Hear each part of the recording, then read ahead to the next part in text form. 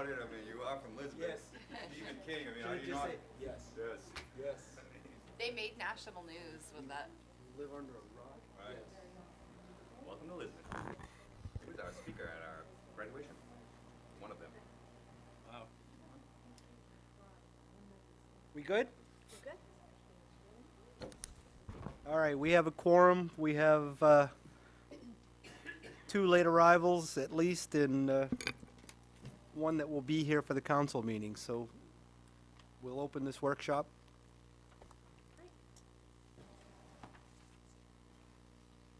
How are we? Good. Thank you very much for inviting me to talk about disaster recovery. I thought about putting together a slideshow or a formal presentation, but then I decided that, especially in view of the events recently from the wind disaster that we had, that it might be better to have more of an open discussion and be able to talk back and forth about questions that council might have about how Lisbon and emergencies and disasters are all work together. So I know you've all had the NIMS training, the incident management training. So I'm just to pull something out of that training that may or may not have made an impact at the time. Disasters are identified in 4 phases. There's mitigation, preparedness, response, and recovery. And so I'm mostly going to focus on recovery, but I'm going to just define the other 3 phases really briefly, just so we can know why they're not part of recovery, or actually why they are, but they're separate. So mitigation is taking a look at especially our infrastructure and making sure that we are taking care of issues ahead of time. So for instance, just recently, all of the local emergency managers met with the county and state officials, and we put together, we do this every 5 years, we put together the county hazard mitigation plan. I had a lot of help from Ryan Layton in Public Works, because a lot of mitigation has to do with Public Works. And mitigation can be anything from identifying a culvert that washes out every time there's a storm. So what can we do to make sure that it doesn't wash out when we have a big storm ever again? Those are our mitigation plans. So in a nutshell. Shortly, within the next month or so, I think that the mitigation plan for the county is going to come before the council, because we have each town has to accept that plan. But it's a really solid plan, and one of the other advantages of having that plan is that, along with Ryan, we identified quite a few problem areas in Lisbon that down the line, because we've already identified them as problems that need to be mitigated, we would be eligible for assistance in terms of matching funds or special grants and funding and things like that. So it's really great to be able to identify those things ahead of time and then be able to get some money later on. So then preparedness, which is kind of my specialty. Preparedness has everything to do with, it's everything from personal preparedness to family preparedness to all the way up to countywide and statewide preparedness. And you know, we think about preparedness in small ways, big ways. As you know, one of my favorites is pet preparedness, because it helps people to think about their personal preparations and what they have in place for their own families. So finding ways to make preparedness be part of everyday life for people. It can be compared to fire safety in schools, where kids learn to drop and roll if they somehow catch on fire. So preparedness is similar, everything from personal preparedness and having a plan in case there's a disaster and you have to leave your home, and how do you connect with all your family members and other places, things like that. So when we go from mitigation, which is helping to prevent problems from being problems again, Then we move into preparedness, which is, am I prepared when there's a disaster that I have no control over happening? And then we move to response. And most people are most familiar with disaster response, which is focused on, that's our firefighters and our emergency responders, our police department and our EMS folks, and all different kinds of volunteer groups too. Those emergency responders are, they have their own niche. They respond all the time. They're trained to do what they do. And so response is not something that I, as an emergency management director, have to think about so much in terms of response as I do in terms of coordination when there's a disaster, coordinating with emergency responders, which our recent weather disaster was a good example. I had to be in touch not only with Public Works, because we all saw the messes, but also fire, EMS, and police. I made sure that I contacted and made sure that they knew that I was available, both in terms of being able to offer assistance in terms of emergency response support teams like my CERT team, but also in terms of, everything down to paperwork. I know you guys have a lot of paperwork. Does anybody want a hand with it? Because nobody enjoys paperwork. So our emergency response and the communication between emergency management and town leadership, it seemed to work pretty well for me during our recent disaster. So recovery. Basically, if you look it up in Wikipedia, it says it's to restore things to a sense of normalcy. So there are actually two kinds of recovery. The first is short-term, the second is long-term. So short-term, get the power lines out of the roads, get the trees off people's houses, make sure that we get electrical power back to homes, some faster than others. Make sure that we have water, make sure that we have, that our sewage department is working properly. Those are really important things. And then also, especially during this disaster, we saw that we were losing the ability to communicate with each other in the emergency response field because the repeater battery died, because it's not designed to hold up after, 2 days, 3 days, something like that. So I talked briefly with Chief Hagan, and I'll talk with him some more about that later. And I, when I talked with Ryan Layton about the sewer department, that's another thing you do not want to go down, because it's a vital part of the infrastructure. So so now we know that part of our mitigation plan and being prepared down the line will be, we're going to discuss ways to find funding for generators for both of those places. And even here in the town office, which was our designated warming center for the town, and because of the generator here that runs on natural gas, they had some electrical issues. So there's another, another issue that we can look at and use it as a learning point and move forward and say, okay, that's probably not the only time that's ever going to happen, and what do we have to do to mitigate it in the future, and what's our backup plan? So when we talk about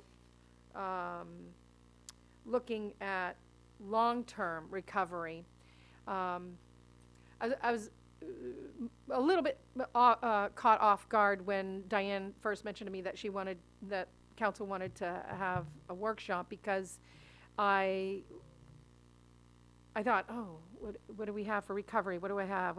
Because I have outlines, plans, I have a structure for everything in place, because I just look at what FEMA has, what MEMA has, what the county has, and then we do what everybody else does, just in a smaller way.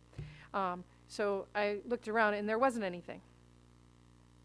So I went and met with the county EMA director, Joanne Potvin, and I had a really great discussion with her about disaster recovery.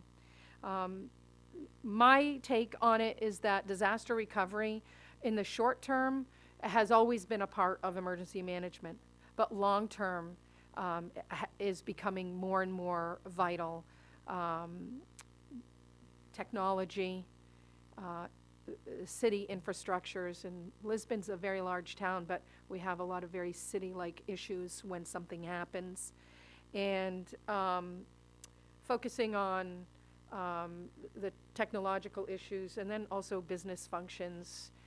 There's a lot, disaster recovery that's long-term, it involves a lot of things. So I looked into the history of it a little bit, and I found a little bit of background information that I'll share with you, and I promise it's short. There's Presidential Policy Directive 8, which basically created the National Disaster Recovery Framework. And this was a funny thing for me to look up when I was looking up online and through my FEMA links. There were so many acronyms, I had to keep stopping and looking at my cheat sheet to see what things were what. But basically, the National Disaster Recovery Framework offers 8 guiding principles, and I brought those with me to go over. And it also goes over the roles and responsibilities of recovery coordinators and other stakeholders, other people who are involved in recovery. And then it also defines a coordinating structure to facilitate communication among the stakeholders, and it includes guidelines and plans. So when I talked with Joanne about, okay, so I feel like this might be one of my weak points, it was funny because I've worked with her a long time, and she was really frank with me, and she said, Lisa, it's new to everybody. There isn't a plan yet. The state of Maine just this year began exercises in long-term recovery, short-term and long-term recovery. So I'm hearing about those sort of as a trickle-down sort of thing. When I go to the quarterly meetings and things like that, I get updates. But that really put it in place for me in terms of making me understand that there's a lot of work moving forward. And again, it comes from the top. FEMA has a structure in place, and the Maine Emergency Management Agency is taking their cue at that level. So the next step is county and local plans. I have here, I have these, I didn't make copies for everybody because it's a lot of stuff. And so I figured I could email them to Diane, and she could email them to everybody. I'll just briefly go over things. But with that National Disaster Recovery Framework, what it really does is create that general guideline for us for recovery operations. So focusing first on what's immediate, and then second on, how do we get back on the long road. So this is, I'll pass this out so you guys can look over it.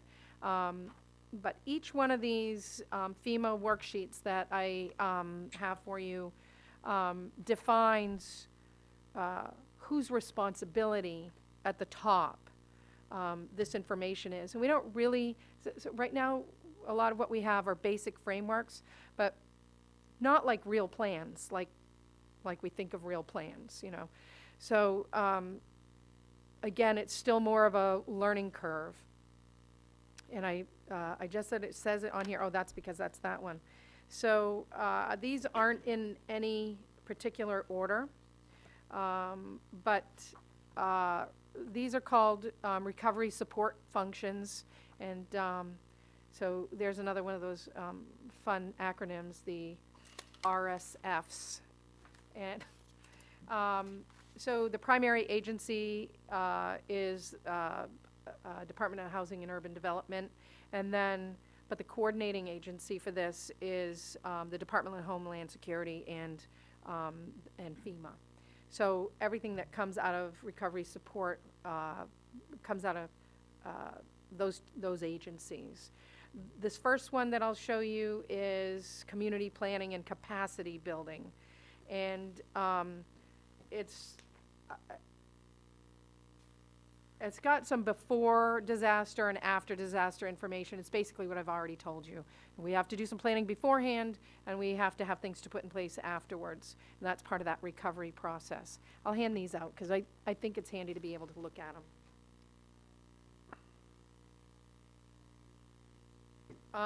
The next recovery support function is economic.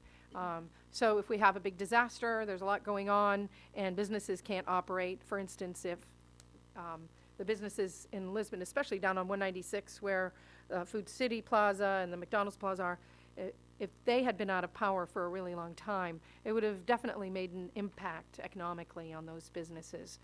Fortunately, even though they suffered some power going on and off, they basically got their power back before most people did, which was great because I couldn't cook at my house, but I could go get a pizza.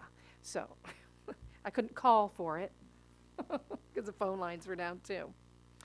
So economic support function, economic recovery is important. And then the next recovery function is health and social services. So one of the things that we have to keep in mind when we have a disaster is that often the people who are hardest hit are the people who are socioeconomically least able to help themselves. It could be people who are lower income. It could be seniors. It could be homeless people, but they're all people who are parts of our community, and we have a responsibility for that. So there's a specific support function for health and social services. In the recent disaster that we had, we did get a few phone calls from people who had health issues. And we're looking for, they were looking for shelters.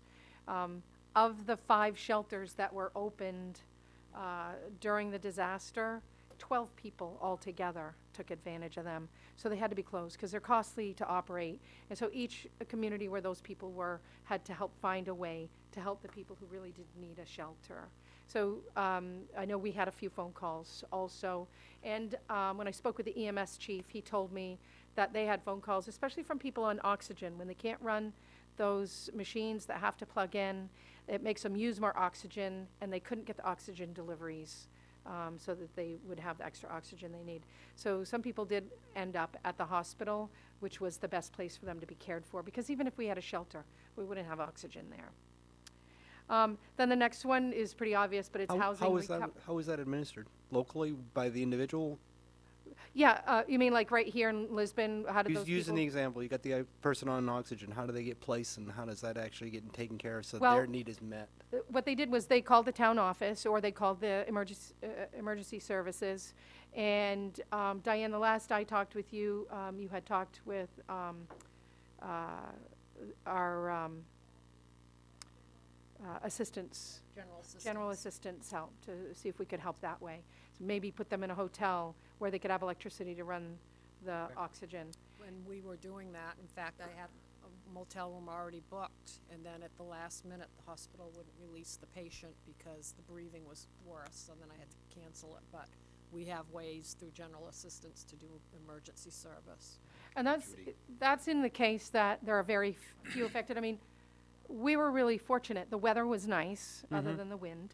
And we didn't have to worry about freezing or heat. Even people who didn't have heat were able to stay warm enough most of the time. The warming centers didn't really see that many people using them. So as disasters go, although a lot of damage was done, physically to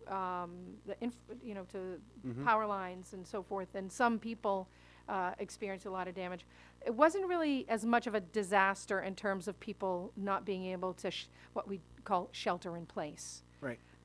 So I guess my point was, I get the resource through the social services to be able to assist.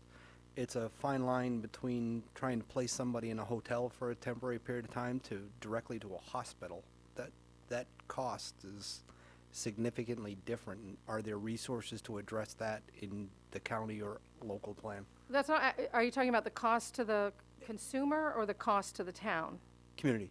Okay, Start with, so- start with the community and just, well, and I'll temper that because I'll equate it to the same thing with Lisbon EMS. The fact is, putting a price tag on somebody's health and safety is not my priority. It's just how does that function work itself out? Because it needs to be considered somewhere in the plan. Well, I don't know what the actual cost, for instance, the EMS did loan out, don't quote me, but I think Chief McDonald said 8 oxygen tanks that were emergency oxygen tanks that they had at the EMS to people in the area.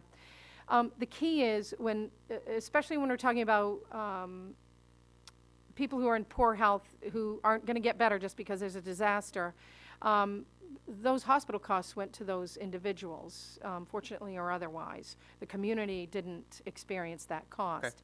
If we had indeed helped them out with a hotel room, well, it may have helped them individually to not incur hospital costs, but there's no way to tell that.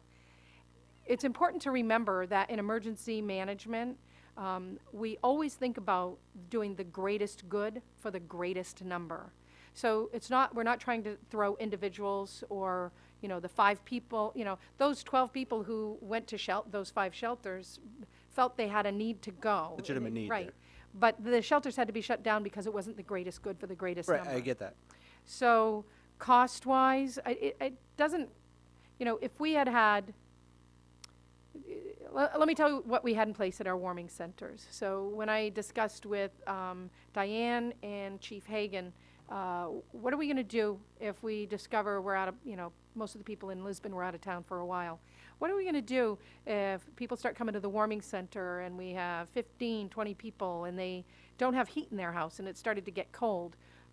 So our plan was for the town office to become the warming center instead of just the police department, and have myself and any volunteers I might be able to root up from my emergency response team, being people who have background checks and are already are lightly trained and being able to help in things like that. Our plan was to open the warming center 24 hours instead of only during the day. And then if it looked like we needed to, because we assess constantly while something like that is open, if it looked like we needed to open a shelter or identify a shelter, then I already had a list of places that we could refer people to, since we don't have our own shelter yet in Lewiston, Auburn, which is close enough that even if they need assistance getting there, we could help people get there. So I forgot where I was going with that, quite frankly, Alan, I'm sorry. No, that's fine. That's fine. But I guess my question was, are the hospitals tied into this in that No. regard? Hospitals have their own emergency response teams. They're actually called HERTs, Hospital Emergency Response Teams, and they have their own emergency plans in place that are specifically defined by FEMA, just like nursing homes, most businesses, municipalities, everybody has to have a plan. And whether it's a good plan, we don't always know until something happens. But all of those places have emergency plans in place. And so they have emergency personnel. They have, they actually, at the hospitals, they usually have places where the hospital staff can sleep and be provided meals and so forth. Because during really big disasters, especially if there are power outages, those people have to be there all the time. But they know that, and that's part of their plan. But somewhere that must roll up to Joanne for communicating it throughout the course of the entire county, correct? Yes, and the county EMA did keep all of the local emergency managers in our county really well updated, I felt, and I think she CC'd you most of the time No, too, Diane. by all means. We saw the communications Yeah. on where we stood on power and that type of stuff Yep. with the key needs. And I will say that anytime I have a question, there's no question too stupid.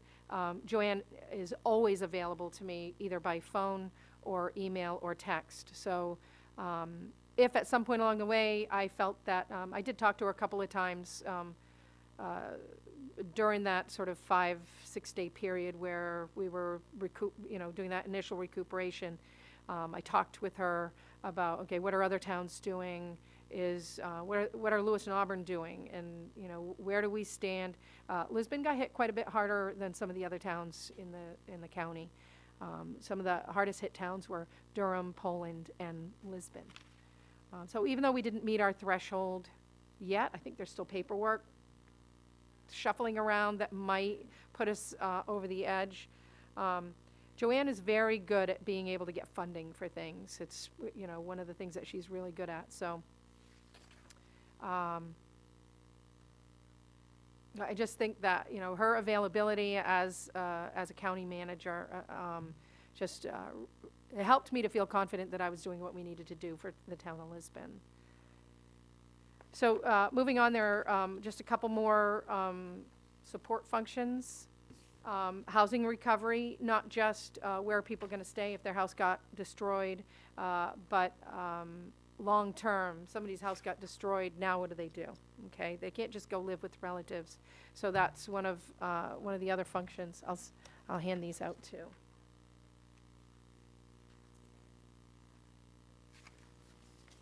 And then there's also the infrastructure systems.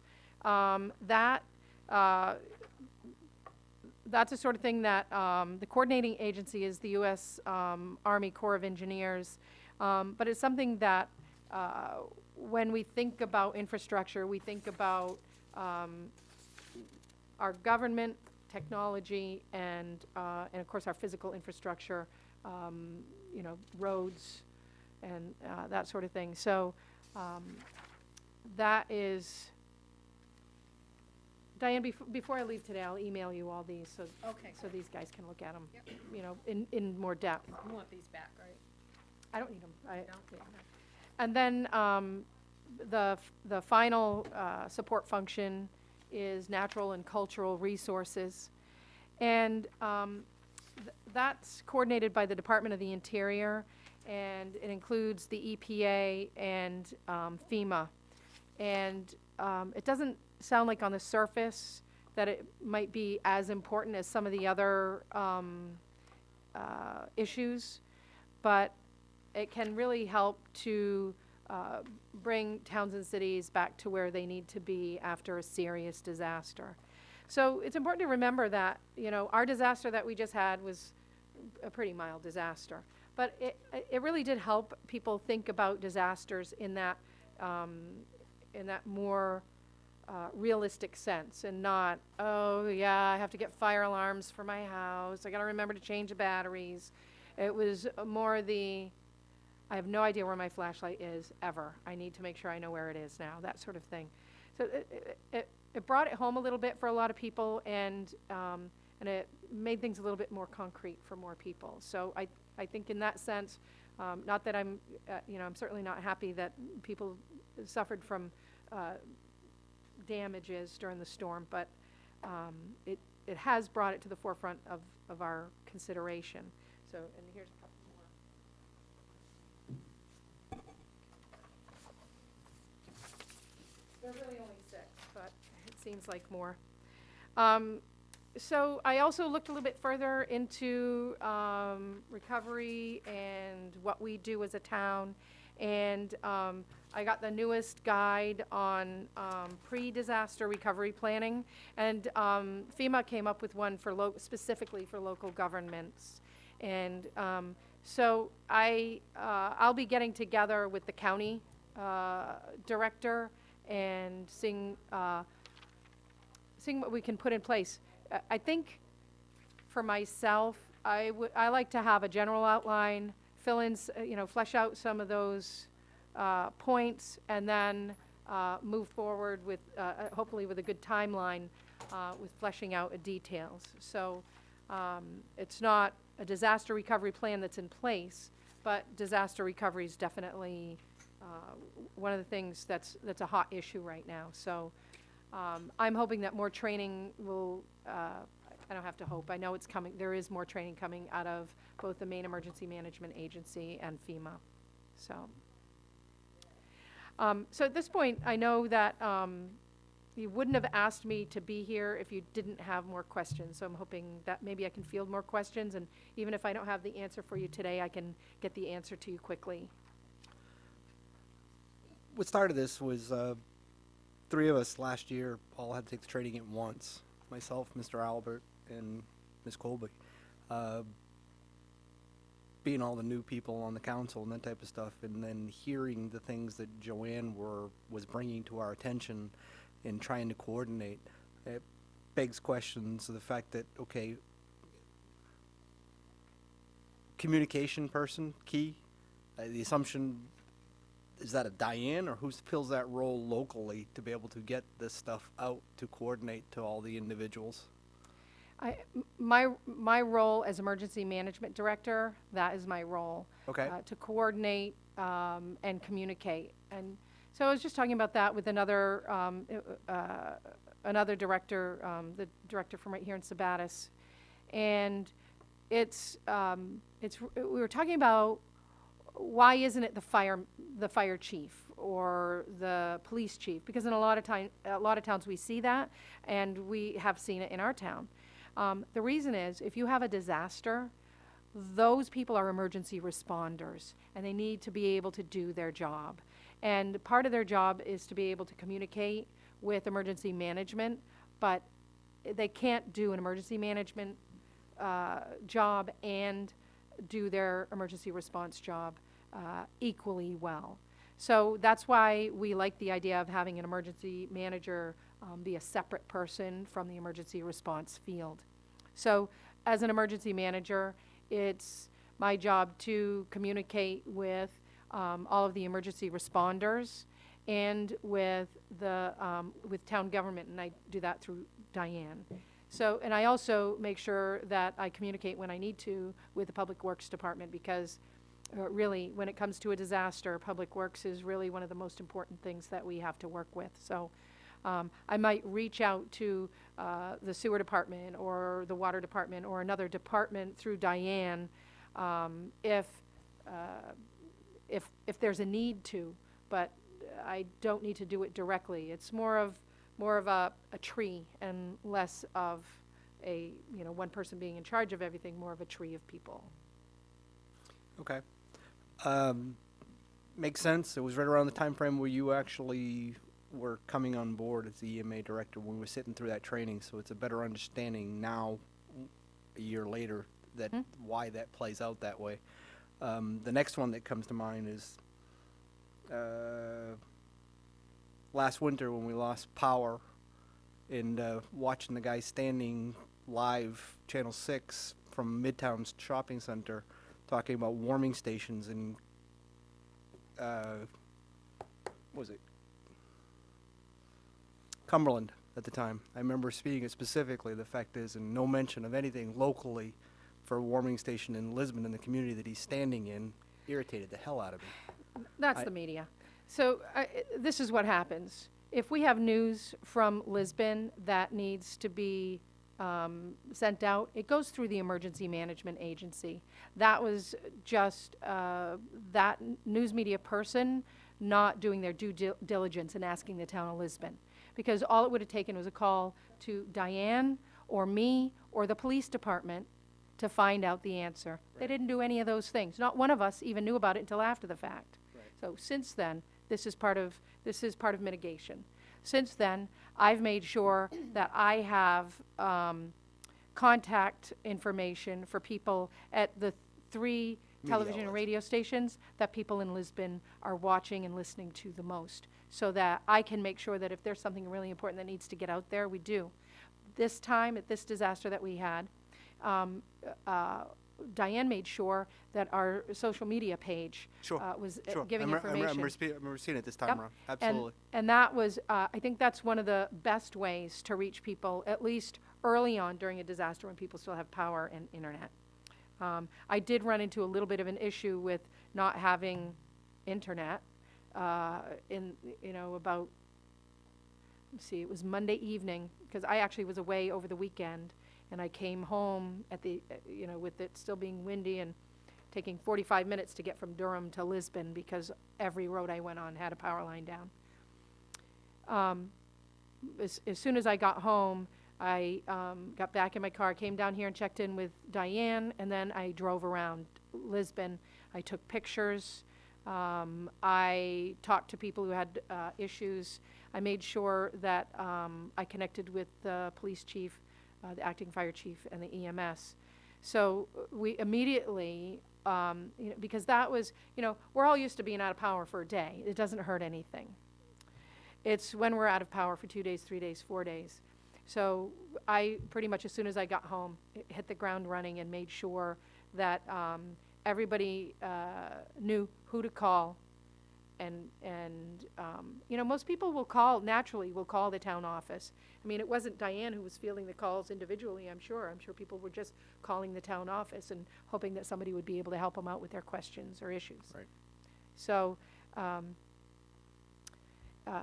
in that case, when we talk about the media, the media can really be on our side and help us to get the word out. But if there's somebody who, doesn't ask the question, and we didn't even know Right. there was during that winter storm, we didn't even know there was a news team here. So how could we address it, No, it was more the fact that a missed opportunity.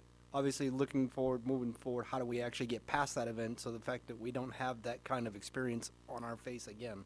Well, traditionally, all of the warming center information goes out to the emergency management agency at Right. both the county and state level. And they disseminate the information through the emergency broadcast system when they need to. And they disseminate it to different areas. So for instance, if I'm stuck in a town that I don't live in, I still know I can call my town to get help. Right. Okay. Also, if a local town office or a police department doesn't know the answer, they have it at they almost have it at their fingertips. They know who to ask. So most people, when they have an issue, will call the police department. During that winter storm, I'm willing to bet you that the police department was taking phone calls about Sure. people who had emergencies and didn't respond to the news agency. It's a perfectly good reason not to respond to the news agency. Right.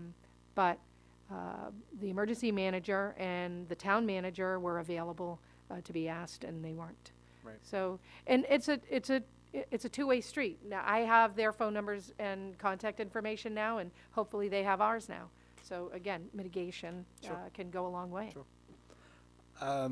One of the eye-openers for me this past event, like you said, was less about the cold. It was more about the debris that's around for X number of days after. Can you possibly speak to that, whether it's about funding and who pays up and whether we actually qualified just for the general public? Just so you know, I don't know if we qualified yet, but But I we are know there still was a working on it. jog step waiting to hear where we were told federally that you don't remove anything if you're going to even try to qualify. Recent federal guidelines have changed quite a bit, and so it always takes local, county, state level a little while to catch up to that, because I know that our public works and emergency responders probably got a little bit blindsided by, we have to do this now, we have to take a picture of every tree that lands Right. on a power line. Right. I knew right away. You're on the same page I am on, Lisa, in that regard. I'm just trying to make sure that we don't have Ryan taking any more collateral hits for something he may or not be perceived as doing. In that regard, is it's about the protocol that he has to play by to be able to even have it be something that the federal government would have paid for. That was my concern, because Right. I did hear those kind of criticisms, because I don't even live in the rural area.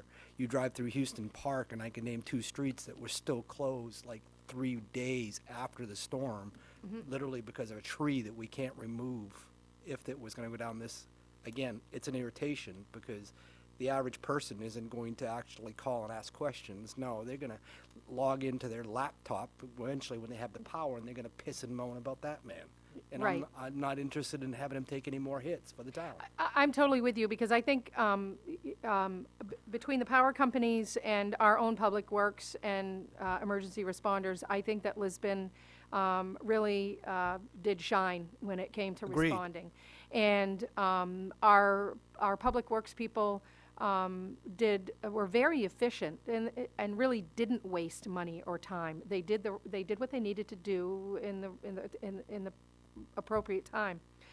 A lot of times when it comes to recovery, that short-term recovery, we have, especially in this case, we had the public works crews waiting for the electrical crews to turn off power, who then had to wait for the public works crews to move some trees out of the road so they could get to the power line, so that they could do what they had to do. There was a lot of, I do this and now I have to wait for you to do that. And even when a lot of people are responding, they're spread out and it takes a while. I think the complaints that I've heard, and granted I haven't heard as many, I'm sure, as you have, but the complaints that I've heard have really just been people who are not happy with how fast, it didn't happen fast enough, but, we live in a mouse click world. Everybody wants everything to be done Immediate right away. right. And the simple fact of the matter is that we can't do everybody all at once. You can only do one at a time. So I think Public Works did what they needed to do in the right way. They opened the main roads as quickly as possible. The power company got power back to the areas that could make the biggest impact positively for the town. I don't think that, I think our Public Works and emergency responders and town government, I think they did a fine job on doing what they needed to do, and making the decisions, without Perfect dragging their example feet. for me is in the back-to-back days, taking the power, putting it back up on 196 and having the next day it torn back down and having to address that again in a short period of time. That's I had a short but informational discussion with a friend of mine who works for the power company. And then I spoke with Joanne Potvin also to clarify why this kind of thing happens. And a lot of it happens for safety. So we know, so I might not always use the right terms, but I think you'll understand what I'm saying. We know that when you turn the power off, if somebody uses a generator, unless they completely disconnect from their public power supply, they could conceivably be sending power back through those lines, which Right. could be a danger to other people. Kind of the same thing happens when you might get this area power back, but then in order to get that area power back, you have to take it away from this area and give it to that area and then give it to that area so that it happens in a cascade. So that's how power works. And so sometimes you lose your power more than once when the power goes out, especially in a big power outage like this one. There were crews from all over the country, even some that had been responding in Florida, who came to Maine to help. So I can't say that they didn't do a good job, and frankly, how could you? More people were actually out of power during this event than the ice storm. right? How could you say that? Yeah. And I think some of the worst things that happened, and state government stepped in to help with that, were things like people being out of power for a week, lost all the food that they had in their refrigerators. So there was people who already received assistance were able to get additional assistance. I can't speak to people who don't already receive assistance. I will say that from my point of view, I saw a lot of neighbors, family, and friends stepping up to help their neighbors, families, and friends. And when I looked at Facebook, I could see post after post. If you need a hot shower and a cup of coffee, come over to my house. I'll throw in a bowl of soup or whatever. People were willing to help their neighbors, which is pretty much what we rely on for short-term things. And it does help to, it helps the community, it helps the individuals, but also helps the community at large to just get a little bit stronger. So there's nothing wrong with that. Anything you need from us to help with this? I don't think so. I think that the only thing I would say is if you have any questions along the way, if you ever have a question about something that you feel has to do with disaster recovery, disaster management, and emergency management, feel free to ask me. I talk with Joanne on a regular basis. She's been doing this for 30-odd years, and she still has new things to learn every year. So I know that I may not always be able to answer your questions right away, but I'd be happy to find the answers for you. And just assure you that we are moving forward, both as a county and then, consequently as a town, to strengthen our emergency management. I'm monopolizing. Somebody else, please. You guys got anything? I'd like to, as Lisa was saying just a few minutes ago, this is a small community, and if you do have a generator and your neighbor doesn't, you may not even get along with your neighbor, but don't be afraid to go over and say, hey, come on over, you need some heat, you need to put your food in my freezer, you need something. Because that will help a lot. That'll take a lot off the community, per se, the government, and put it onto the people who are your neighbors. It's important to, It really, that's a again, very important not everybody point. has a generator backup. That's right. I mean, and if you are fortunate enough to have one, don't be afraid to go to that neighbor or that neighbor, and if you don't hear nothing buzzing, to give a hand. It really does help the community out. That goes to, that goes a great deal to preparedness in advance. Your neighbor might not be as prepared as you are, but now that you're prepared, you're able to help your neighbor, and that really strengthens the community, because it also lets your neighbor, who maybe was not as prepared as they should have been, to say, oh, I'm going to buy an emergency first aid kit and I'm getting a new flashlight. So it always helps to be able to help others. And I heard people saying, we couldn't do a lot, but we invited people over to have popcorn and play cards. That actually helps a lot, because you didn't have power, you're stuck in the house all day. Why not be able to do that? So we did hear about a lot of that kind of thing. Something I don't think I touched on, I just want to reiterate really briefly, is communications. Meaning telephone and radio communications. We saw what happened when our repeater, we now know, will require a generator. I'll talk with Chief Hagan about that further, but having those emergency radio communications being limited, and then also knowing that sometimes some of the cell towers were blinking on and off because their batteries, they were out of power, and they use backup batteries, and their batteries were going dead. And there are, there are lots of things that we need generators for just to keep things running, like the sewer department. So we have our list now. We have our list of things to do, both in terms of preparedness and in terms of mitigation, and making sure that we prepare for things in advance instead of waiting for them to happen. So if anybody has any other questions, I do have one last thing.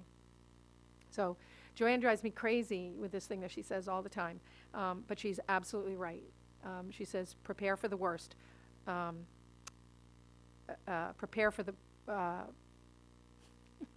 Prepare for the worst, but hope for the best. And you can't be over-prepared. You can't have, too many plans in place.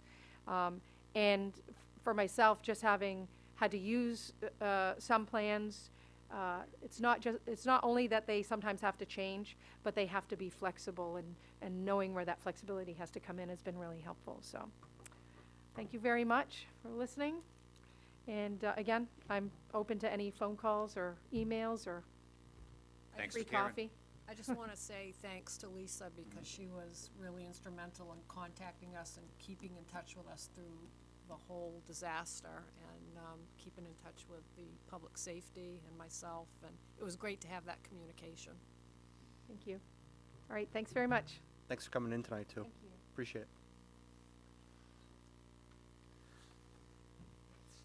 Welcome, welcome. Come on in. Don't litter in the hallway.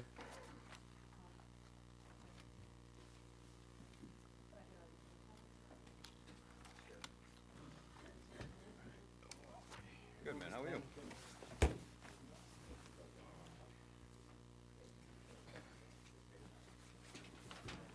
Ready, set, get up and stretch. Roger. That's nice. Thanks, buddy. Can I have you here for a minute? Yes, you absolutely